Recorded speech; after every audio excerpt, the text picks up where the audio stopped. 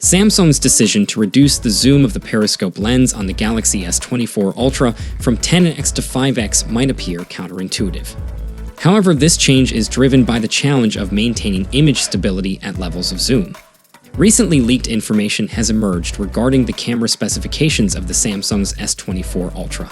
According to a tipster named Revegnus, the details provide an overview of the telephoto and periscope zoom cameras on the device. The tipster suggests that the phone will feature a quad camera setup with a primary sensor being a 200-megapixel Samsung ISOCELL HP2SX sensor measuring 3 inches in size.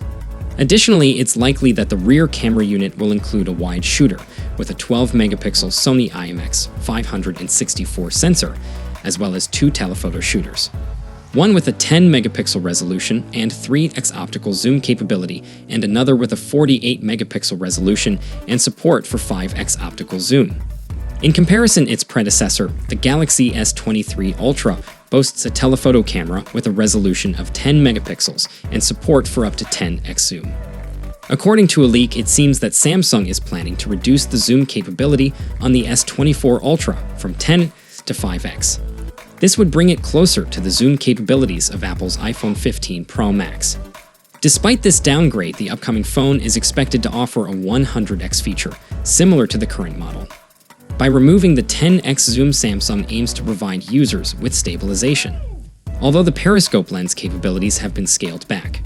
Samsung plans to compensate with clever software techniques that will still allow for quality zoomed-in images at 100x zoom.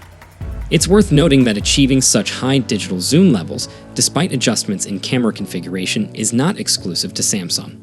With its 4x zoom, the Galaxy S20 Ultra was able to capture photos at 100x digital zoom thanks to effective software algorithms. In summary, Samsung's decision to decrease zoom on the S24 Ultra is intended to improve stabilization for users while still delivering a level of zoom capability through software enhancements.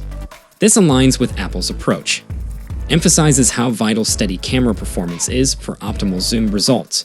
So what's your take on Samsung's decision? Feel free to share your thoughts in the comments section, and don't forget to check out our channel for more updates. See you in the next one.